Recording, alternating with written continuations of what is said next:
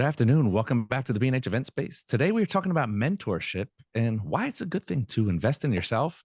I'd like to thank our host for today's event, Sony, and welcome Sony Artisan of Imagery, Chris Orwig. Chris, what's going on, man? Derek, so good to see you. Super Like, excited to be here and to talk about a topic that is really important to me, and I think will be important to others as well. So we spend some time talking about it. awesome. Well, I'm going to let you do your thing. Yeah, I'm going to go back behind the scenes. And if you guys have any questions out there, feel free to get them in. And Chris, I'll see you in a bit for the let, Q&A. let's do it. Um, Let me see here. I'm just going to go ahead and share my screen, and let's see if that's working. Oh, you know what? It's asking me. I have a new setup here. So it's asking me I need to turn on Zoom there to do the. Let me just see if this allows me to do this now. Okay, we should have it on there. Derek, There am I we good to go. go? Looking Okay, good. great. New computer, new setup, but which is great. Mentorship, and the idea here is to explore this idea from a perspective of investing in yourself. And this presentation is going to be a little bit quicker. And the reason is I really want to get to it because the reality is for a lot of us, our photos are kind of a mess, and we need to find a way to have some cohesive order. We need to make order out of the chaos. And there's so many different art forms out there, photography being one of them. And I think what art does is it helps us to make real what otherwise would not exist. And if we look at photography, it's one of the easiest art forms to practice, but one of the hardest to achieve greatness. And because it is so hard to achieve that, that's where mentorship, or that's why mentors can really help. And I think in our craft in particular, it is the lever which allows you to just gain the most amount from it so that you can go from mediocre to magnificent. And so in this talk, I want to look at these three ideas. What is mentorship? Why does it matter? And how do you find mentors? Because I have a lot of people who have approached me over the years for trying to ask me to be a mentor, and they're going about it the wrong way. I've gone about it the wrong way. I've made mistakes, but I've also found a good path forward. So I want to share what I've learned from both sides of the equation. Starting off, if we're going to do something big and epic and bold, we need to gain certain things. So, for example, we need information, we need education, we need wisdom. So, just jumping back for a second, photo Chris Burkhardt, another Sony Artisan. I did my first ultra ride with him. It was 250 miles. And so, when I was planning for the bike ride, I needed info like, okay, what kind of bags, what kind of water bottle, just like simple stuff. I also need education. I need to know about the route, but then you need wisdom. And when you think about these three things that we're often pursuing, there are different values. So, for example, there's a different kind of quality we need for info. So, if I'm going to look up a YouTube video how to fix my dishwasher, I don't really need it to be super high quality. It can just be decent, and that's good enough. So info there, we don't have a qualitative high need on it. Education, we have a little bit of a higher need. We want it a little more aligned with our values, with our heart, with our soul. And wisdom, ultimately, we have a very high qualitative need.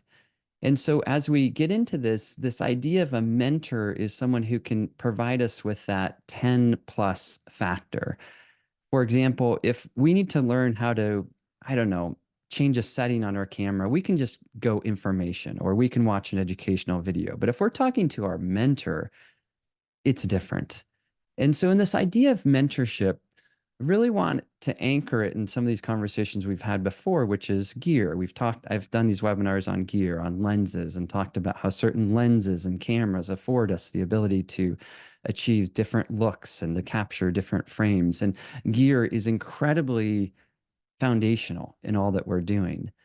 Yet, gear isn't good enough because you and I both know we can have amazing gear like we have here and then a bad photograph like I took there.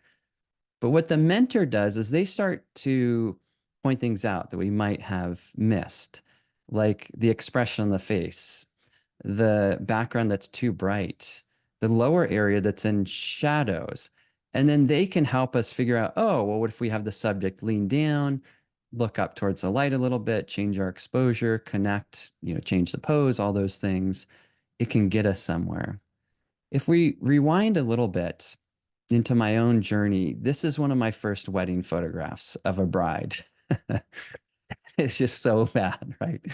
This is before mentorship, right? I'm like, I think this is a good photo because there's a bride, there's some nature, there's a river, there are flowers, and I take the picture. And I can't even believe I took the picture, but I did.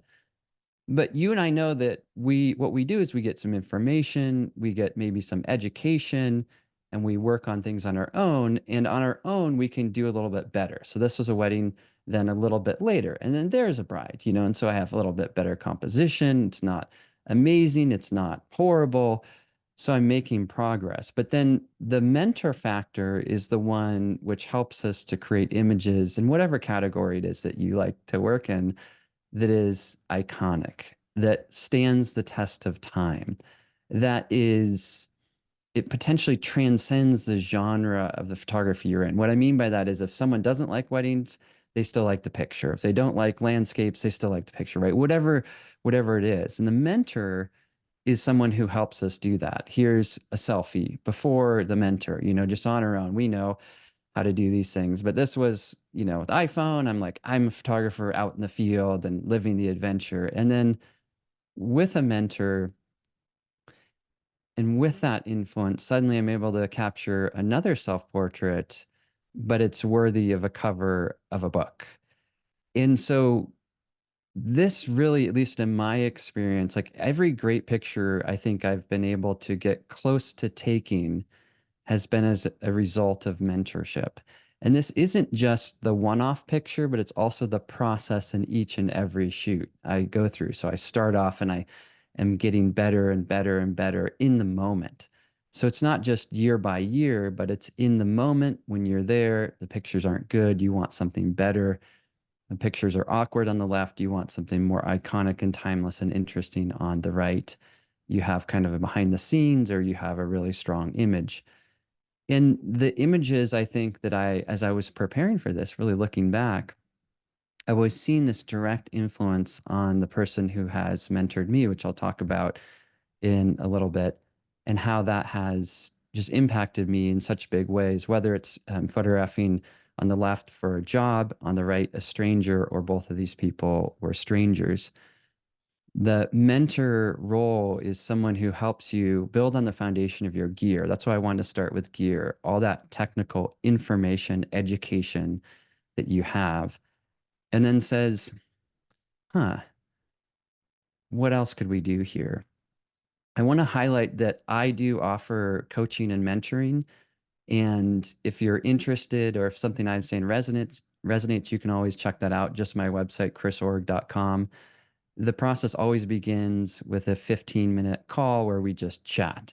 So if you're interested, you can do that. Now, this is not a sales pitch, but this is just say that I am one of many people who provide services like this. And this also is a little bit of the backdrop of what I'm sharing here about how I find this to be valuable.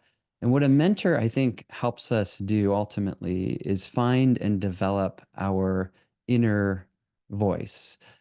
This is a voice that is there and is maybe a quiet whisper, but they help us draw it out. And so, what I want to do a little bit is share just for a moment the story of my own experience with a mentor. His name was Rodney Smith. He's not around anymore, he's since passed.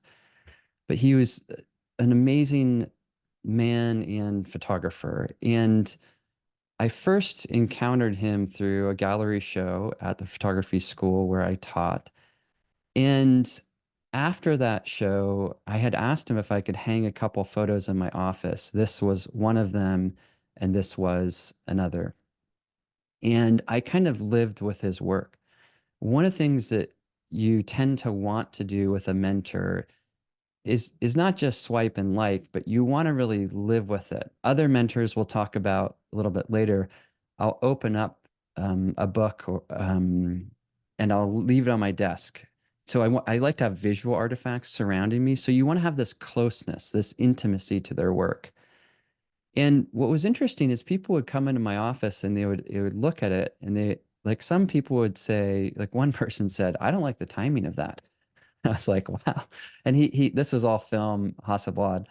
And the other person said, they looked at this, they said, well, the wall's crooked. And so some people were kind of threatened by his work. Other people were intrigued and they would talk at length about what is he looking at over the wall and what's going on here. And so you want to have this fluency, this intimacy, this closeness with the work. And a great way to get that is through workshops. And one of the things Rodney told me was be careful how many workshops you go to. So I've only gone to two in my life, but this was one of them. I got to visit him in his home and be with other students. I got to look over his shoulder as he was capturing images, as you can see here. So I was like physically in his presence, like looking at, wow, how is he creating? How is he seeing things like this?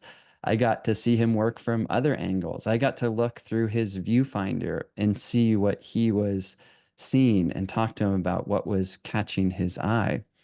And so the closeness sometimes can come through artifact, it can come through real experience, or it can come through something that was said. This is a portrait that I captured of him.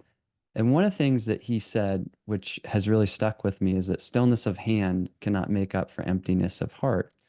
And what he meant by that was that, holding a camera still so it's not shaking and blurry isn't enough. Technique isn't enough. You have to really be seeing the world from your heart. You have to have a full heart. And rewinding a little bit, before this, the first time I met him, I captured this portrait of him. And I was using a 50 millimeter lens. And you can tell I was too close and the lighting wasn't great. But this, again, is another example like pre-mentor. I thought this was a great photograph, right? It is not a great photograph. Then later, we were out on location. I captured this image of him, which I enjoy. Then at his home, this one of him leaning on his kitchen door. And then finally, this image, which you saw earlier, which was included in his obituary in the New York Times when he passed. And that was such a huge honor for me. And also kind of illustrating that through his influence on my life, I was able to go from that first image, which really wasn't a good representation of him, to something that was much better. So, how do mentors help? I think they help by asking us questions like, what are you searching for? One of the things I was searching for was to photograph people who had achieved a lot. I really wanted to just be around people who had these qualities and characteristics that I longed to cultivate myself. And so I photographed world champion surfer. I photographed my favorite singer-songwriter, Jack Johnson. And that mentor question helped me move in that direction. He also would ask me, like, do you want to create something that's just like lasts, that stands the test of time, or just something that's kind of cute and neat? And so when I'm in a moment where there's awkwardness on the left, I'm thinking about, okay, how do I get towards timelessness? What are the qualities in that? And one of the big things had to do with composition, which I'll talk about a little bit later. He also really got me thinking about, what story do I want to tell? Do I want to tell the story of the world champion surfer journalistically, just in the back lot behind the surf factory, or do I want to get up close and connected? Do I want to photograph the shed where Yvon Chouinard started and founded Patagonia, or do I want to photograph the man in the shed and capture him in that context? Again, which story is it that I want to tell? Do I want to tell the story straight up, just a straight close portrait, or one with more of a scene? And so he helped raise these questions and gave me a space and place to talk about them. So whether I'm photographing a wolf or a poet, I'm thinking about really wanting to go deep and to go past the surface. And one of the ways that we do this is through narrative or storytelling, and thinking about what is the story, the little short story that's contained in a single frame. And Rodney was just so good at having one image tell a complete story.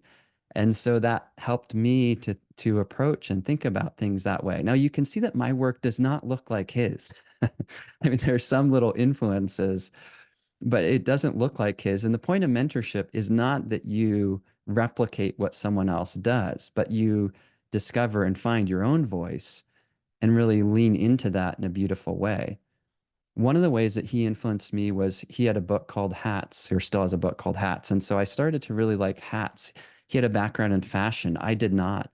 He started to help me think about how clothing reveals a bit about who we are, the narrative of who we are. And so I'm not photographing fashion, but I am photographing, I love portraiture, but clothing is such an important part of that and really paying attention to that. Before, I just had no clue. I didn't care about that. I didn't think that was important.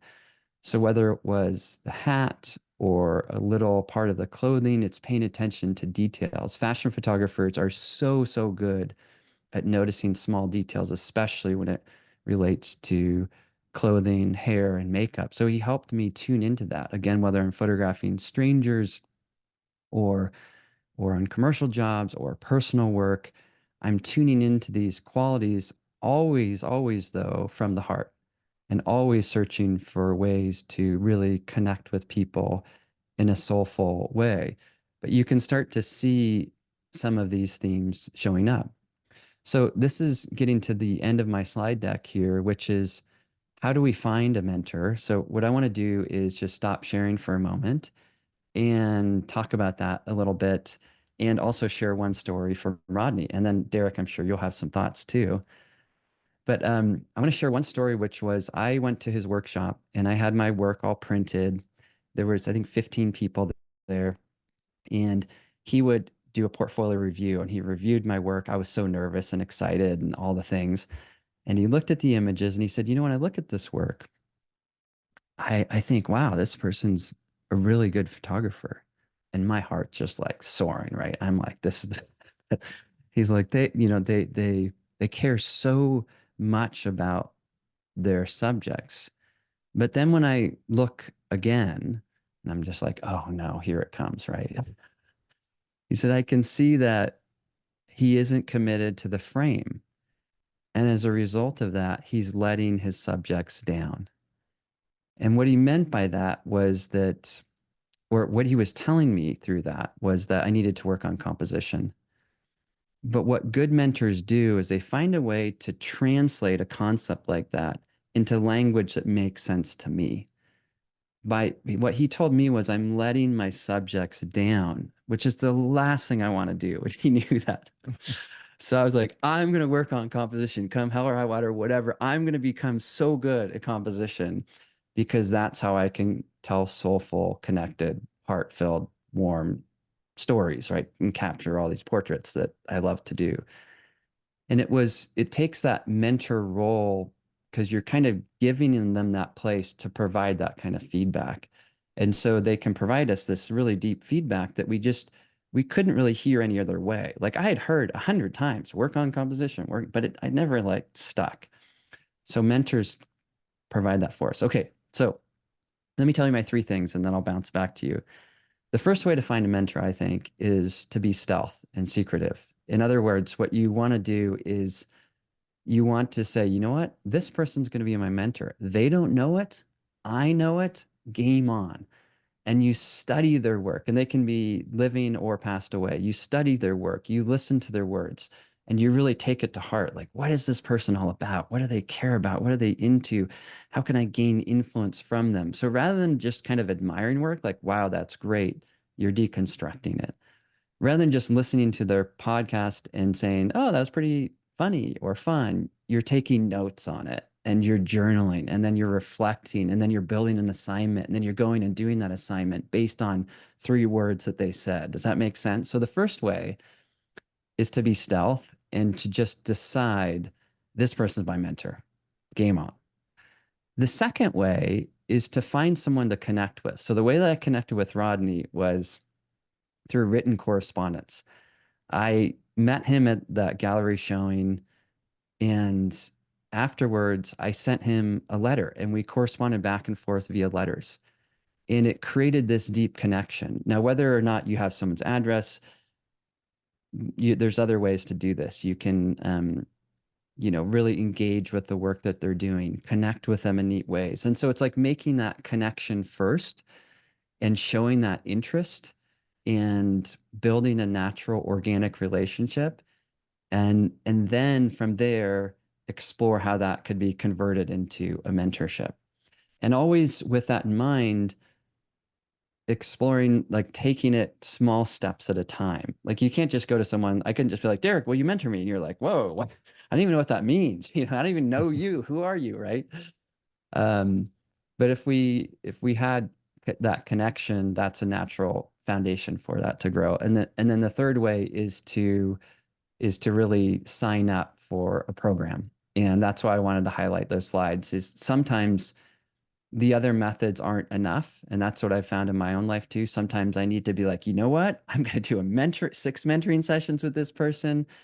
Because what happens when you sign up and you're committed and you've invested in that and invested in yourself, you actually do the work. And when I have people who I am mentoring and coaching and they do an assignment, I have seen them go out there and try something, knowing they're going to have to come back and show me, knowing we're going to have to talk about it, that they just step up their skill so much because there's that built-in accountability.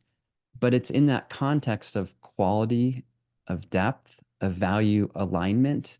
It's not just like some, which I think these are fine, but it's not just like some random critique. Like there are 3 images, these are good, this is good, or that's bad. But it's like, no, I know the person, they know me.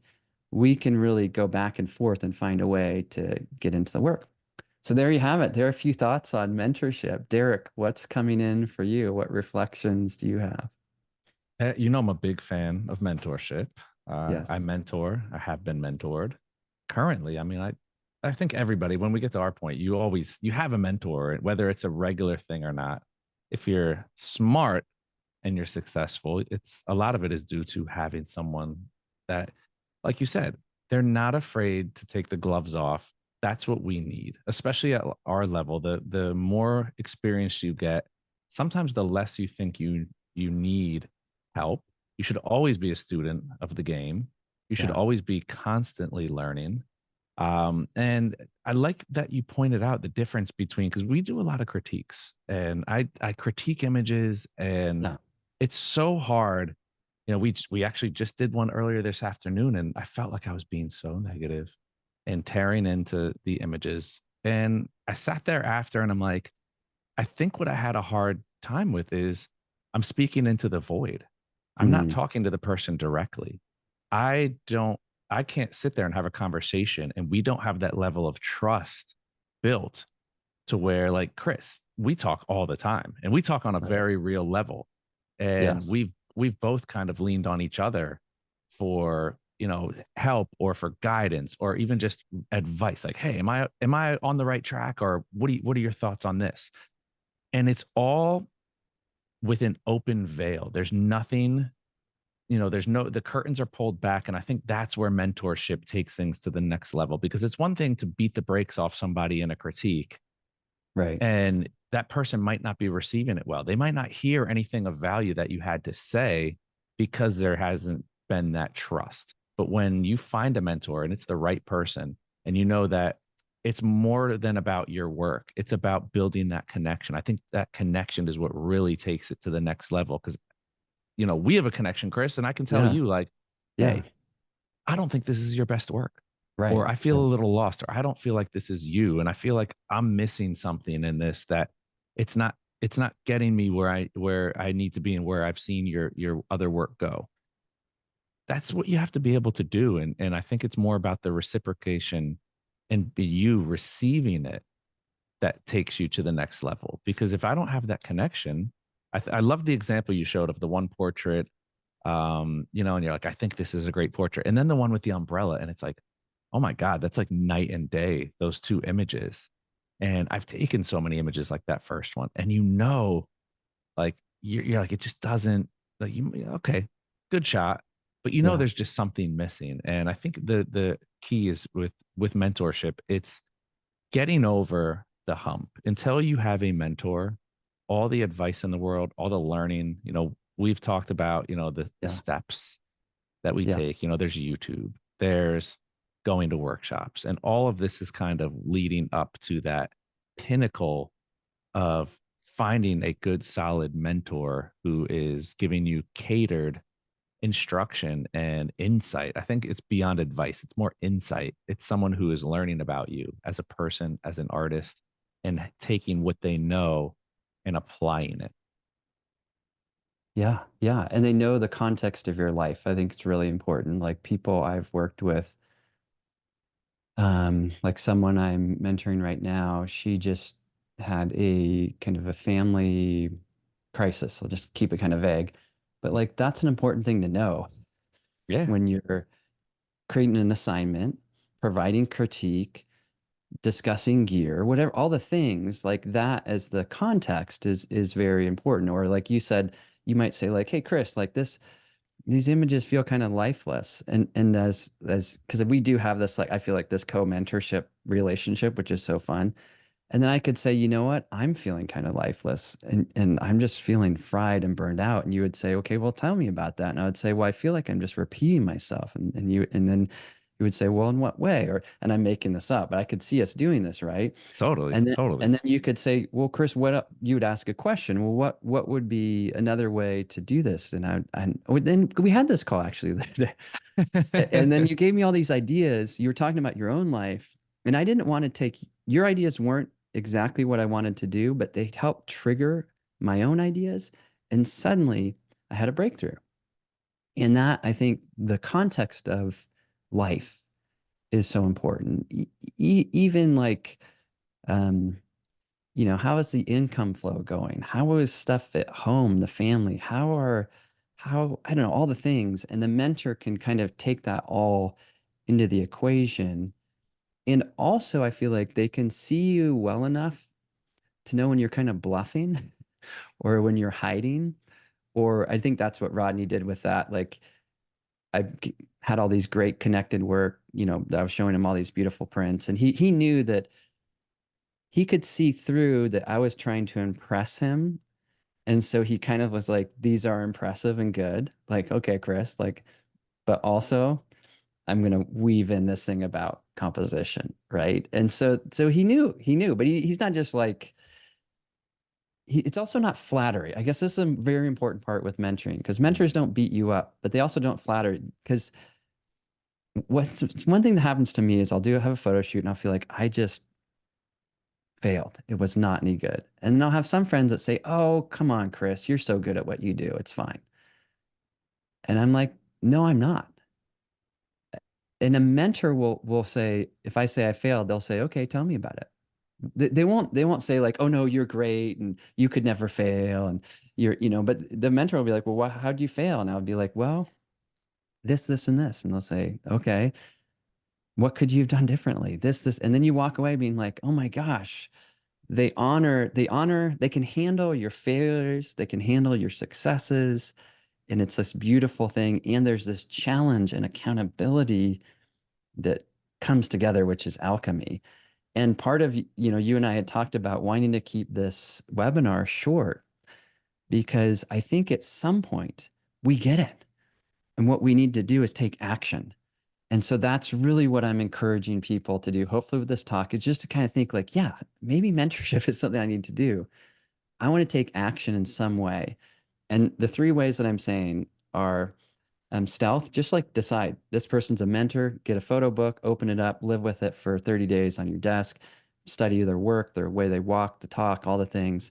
Another way is make a connection. So start to build a relationship that could eventually evolve into something. Or third is sign up.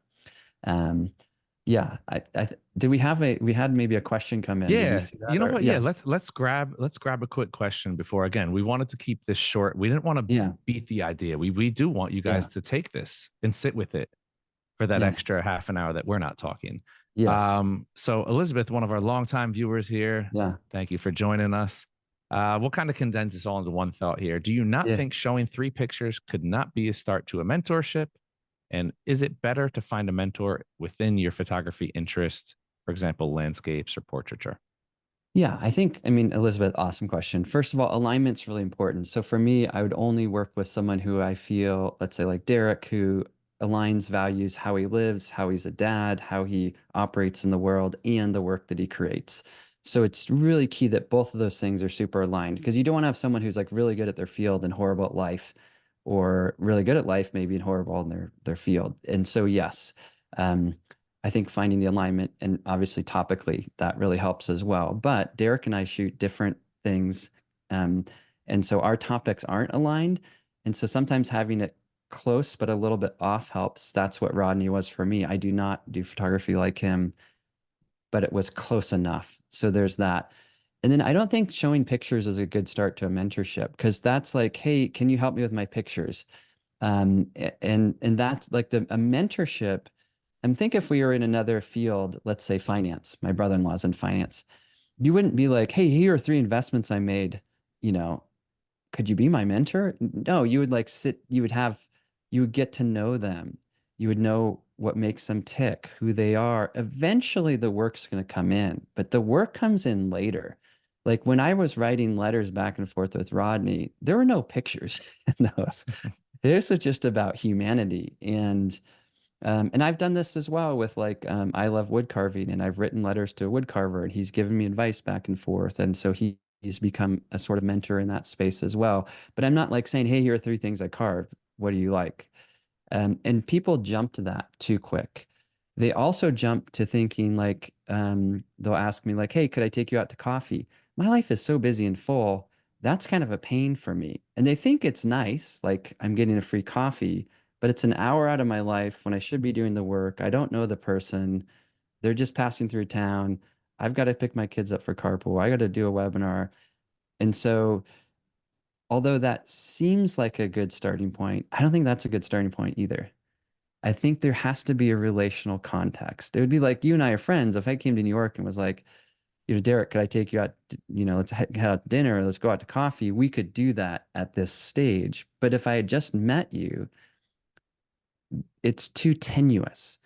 And what Mm. you want to have is a mentorship that's built on really solid, slow, even ground, if that makes sense.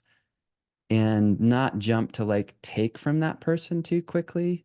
You want to give and connect and let it then grow. At least that's what I found. I like that. I think that's great advice. It's not putting pressure on either party, Yeah. and it's leaving breathing room. I think there should be plenty of breathing room early on. Yes. It's like approaching somebody at a dance. Like gauge your, let them know you're interested, Hmm. gauge their interest, give them the breathing room. And if there's chemistry, if there's a vibe, Right. okay, you take it from there. Some people Right. are gonna move this way. Some people are gonna move this way. But I think when you put too much pressure on early on, it should be that natural connection, like you said, and it has to be built around chemistry, honesty. I think honesty is probably the biggest thing. If you can't be Right. honest with someone and you can't be like brutally honest with somebody, then a mentorship is never going to work. I know there's nothing you could tell me that I know you're telling me because it's in my best interest. I have zero doubt that it's like, oh, Chris is just trying to tear me down, or Chris is just doing Yeah. this, or Chris is having Right. a bad Right. day and he's projecting it on me. It's like, no, I know that if you're telling me something, I don't care if it's the most horrible thing that I don't want to hear about my work or whatever. I'm going to listen to it and I'm going to take it in. And again, like we say, sometimes my advice is going to be geared towards what my thought or my approach is, which is Hmm. going to veer off from yours. But like you said, it might intersect somewhere along the lines. And sometimes I think it's important to note too that sometimes your mentor is going to be off. There's no mind reading. It's no different than a therapist throwing out ideas and saying, "Hey, this might be something. This might." It's Right. it's giving someone. You're really just trying to get somebody. You're trying to break down walls that we build up, and you're trying to provide them some kind of direction or open their thinking in a way, right? Right. Right. Yeah. And with that, I think with that, you need that, like you want them to get to know you and you to get to know them. So what I mean by that is occasionally I'll have these things where I speak at a conference or workshop or something, and something will come up and I'll say like, oh yeah, I think I said this story in my last book, and they're like, "Oh, you've written a book before?" And it's like, "Well, I've written 7 books, right?" And if this is someone who really wants to be a mentor with me and they don't know that, they've if they kind of own that, I'm fine with it. Like, I got to tell you the truth that Chris, I've just discovered you, like I've never your thing and this is all new for me. And I'd be like, cool. But if they're kind of like, I don't know how to explain it. I mean, hopefully this doesn't sound obnoxious, but if they're like really seeking my input and they don't even know I've written a book, I'm like, you don't really know who I am, Yeah. but you just want to leverage that I have this skill and you want to get something from my skill. And so finding that's where I think images come later. I think just finding a way to connect human to human, and same thing in my portraiture. I just connect as humans. Like if I meet a celebrity, I'm not like, oh, I want something from the celebrity, And like let's just say like I very rarely do like a selfie with a celebrity. If anything, I'll take their iPhone and take a picture of them with whoever's there and hand them their phone back. So I'm like gifting them an image versus taking an image. Does that make sense? So and I'm Totally. weaving all these weird narratives, but No, it makes perfect sense. basically trying to say like connect on a cool human level. And if, and Elizabeth too, hopefully this is making sense. If connecting on a cool human level with images flows and is natural, yeah, do that. That could be a great way. So I don't think there's a right or wrong. I just know for me, like with Rodney, had I shown him my work too early, he never would have been my mentor because he would have been like, this guy's a lost cause. I was so bad. I was like, I was trying, but I didn't even know what I was doing. And so thank goodness I didn't show my work. And then thank goodness we connected. And then it evolved and there was a natural growth through that. Um, and I don't think the work I just think human to human, is the thing. And probably it's a good time to wrap it up. And again, I just want to keep this light and bright and short and encouraging because I think if someone's listening to this and it's kind of prompting something in you, take action on that. Because too often I think we watch all these webinars and get all this great info and that's it. And I've seen too many students of photography or professional photographers who are good and they're missing that last 10%. And that last 10% is mentoring. And so find a way to do that that's free, like I said, stealth, that's building a foundation, or that's full on commitment. And each of those three ways can yield really good results. And they can take you from good to great. And that is, as far as rungs on the ladder, that is the hardest rung. It's like it's almost like there's lots of little rungs on the ladder, then there's this like 6 foot gap, and great. It's like way up there, right? And this is the thing that can get you to that spot. Awesome. Well, as Chris said, we'll leave it there for now. I do want to drop a little bit of a teaser, and we'll have more Yes. on this topic in the coming months. So if you have a question you didn't ask, or if you have a question that you put out that we didn't get to, again, I apologize. We want to keep this short, sweet, to the point, and let you sit with this. But mentorship, a great place to start, and just take that idea and kind of explore it and be open to it, but don't rush the process. Really think about it, really let it sit with you, and you want it to be right. Don't show up for the job interview and you didn't even research the Yes. company or Yes. There we the go. job That's a great description. way to So say it. That's a great way to say yeah, it. don't Yeah. be And we'll enamored do, with the pay or yeah. with Yeah. the title or anything like that. You got to Yeah. know, and it's got to be right for you. So Yeah. And we'll be doing some more, as you said, more webinars on this topic. So more to come, more goodness in this space, and looking forward to that. definitely, Chris, always great to have you on, man. Good Okay. chopping it up. And to all of you out there, it's always nice to have you guys in as a captive audience. Again, check out our YouTube, B&H Event Space on YouTube. You can find this, all of our other recorded content, and check Chris out as well. We'll get the links to Chris's stuff dropped on there, socials, website, all of that stuff. And if you do have any questions on mentoring or you want to reach out to Chris, you did drop that information there. Yeah. So don't hesitate to reach out. He's a friendly face. You always see him here. Huge thank you to Sony, of course, for hosting this event and many others here on the B&H Event Space. But that's all we have for you for now. Another edition of the Event Space now in the books. Catch y'all next time. Right.